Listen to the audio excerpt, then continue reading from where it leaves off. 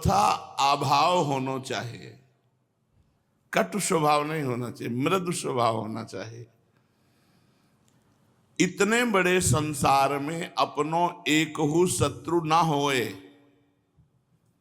तब भगवान की प्राप्ति होगी। एक भी शत्रु नहीं होना चाहिए।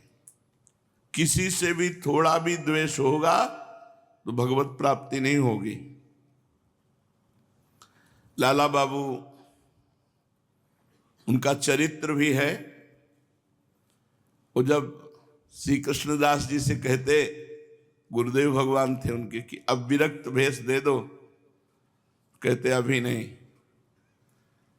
एक लंगोटी लगाते, झोली टांग कर मधुकरी मांगते, रात दिन भजन करते लाला बाबू जी।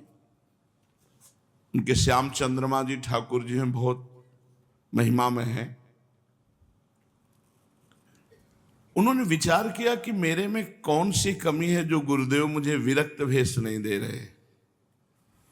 सर्वस्व धन का त्याग, सब भोगों का त्याग, कौपीनवंता खलु भाग्यवंता, एक लंगोटी लगाए हुए मधुकरी से जीवन यापन, कोई उनको त्रुटि नहीं दिखाई देती।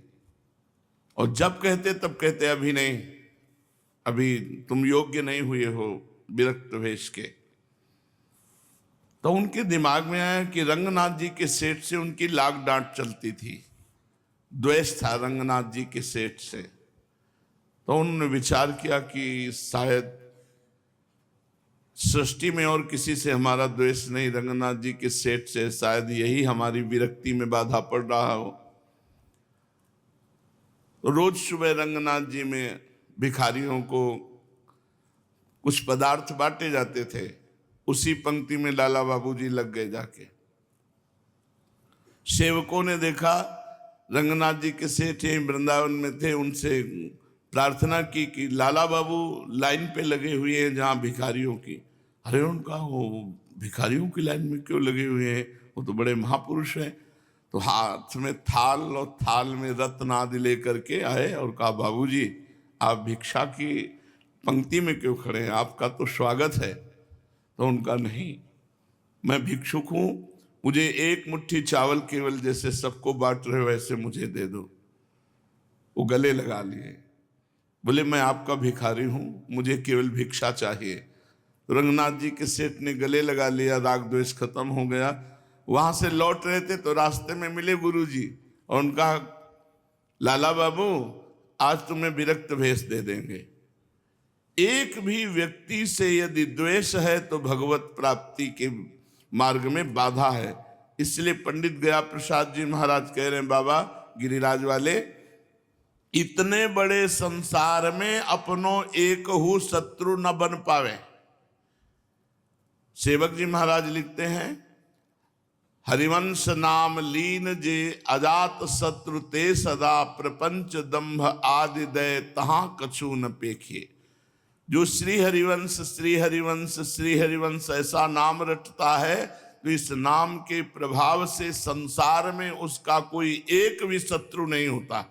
अजात शत्रु से ही कहते हैं, पूरी सृष्टि में एक भी कोई दुश्मन न हो, एक भी कोई द्वेष का पात्र न हो, तभी वो सर्वात्मा भगवान को प्राप्त कर पाता है। तो इतने बड़े संसार में अपनों एक हु शत्रु न बने और न काहू सो आसक्ति रहे।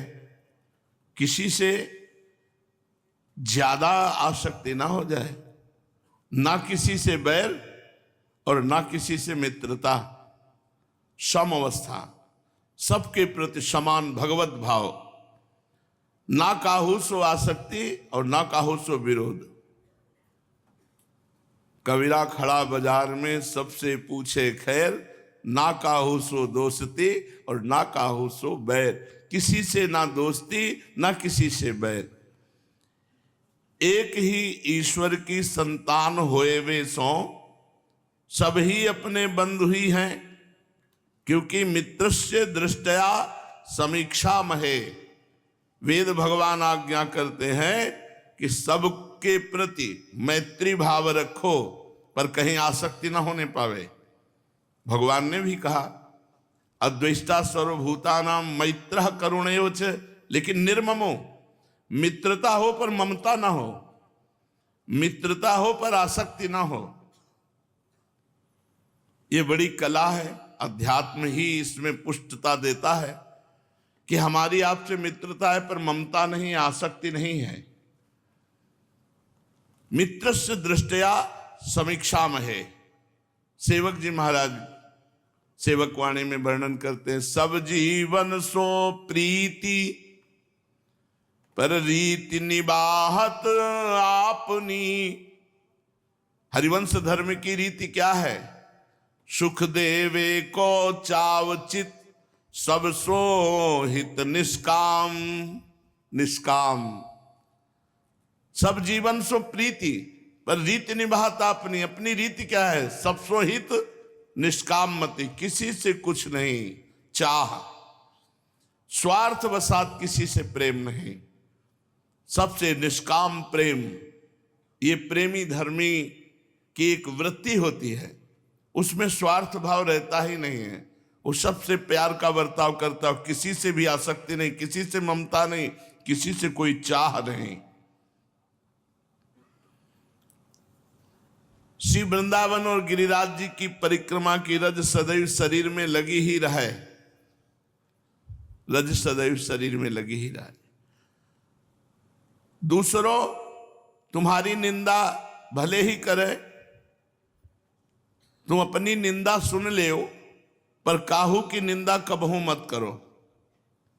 वृंदावन गिरिराज जी की परिक्रमा की रज शरीर में लगी रहे और तुम्हारी कोई निंदा करे तो उसे सह लो, तुम किसी की निंदा मत करो। कोई तुम्हारी हानि कर दे पर तुम पलट के काहू की हानि मत करो। कोई तुम्हारा अपमान कर दे तो तुम सह ले, पर तुम काहू को अपमान कबहू मत करो। ना कबहू काहू पे क्रोध करो, क्योंकि तपस्या एवं यज्ञादिकों को जो दान दिया जाता है, क्रोध आने पर वो सब नष्ट हो जाता है। तपस्या पुण्य ये सब नष्ट हो जाता है जब क्रोध आता है। इसीलिए काम क्रोध लोभ को नरक का द्वार बताया गया है। त्रिविधम नरकस्येदम द्वारम नाशनमात्मनः कामः क्रोधा तथा लोभः तस्मादेत्रयम् त्यजेत्। काम क्रोध मद लोभ सब नाथ नरक के पंथ, सब परिहर रघुवीर हैं भजो भजय जय संत। भजन कब होता है?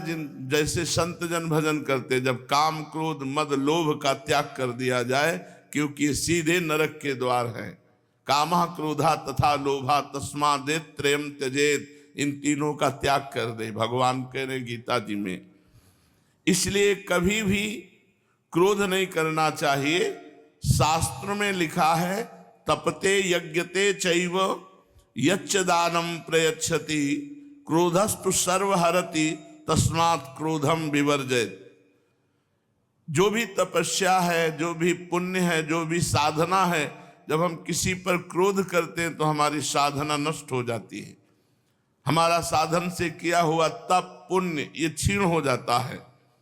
तपते यज्ञते चैव यच्च दानम प्रयच्छति क्रोधस्तु सर्वम हरति तस्मात् क्रोधम विवर्जयेत्। जो तपस्या यज्ञ दान पुण्य आदि है वो सब नष्ट हो जाता है क्रोध करने से। जिनकी नाक में गुस्सा है उनके पास क्या रह गया? नरक का रास्ता।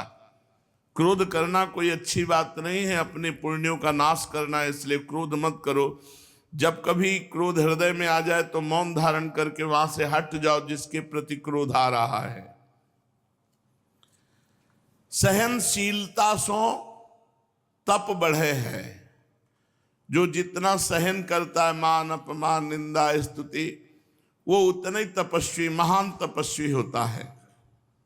देखो, व्यर्थ चिंतन ना होने पावे, कबहू काल वृथा नहीं जाए। सेवक जी महाराज कह रहे हैं कभी काल माने समय व्यर्थ नहीं जाना चाहिए, व्यर्थ के चिंतन में नहीं जाना चाहिए। चिंतन तो होगा ही, यदि भगवत चिंतन नहीं करोगे तो विषय चिंतन होगा, विषय चिंतन करोगे तो व्यर्थ चिंतन है, वो व्यर्थ चिंतन तुम्हारे जीवन को व्यर्थ कर देगा।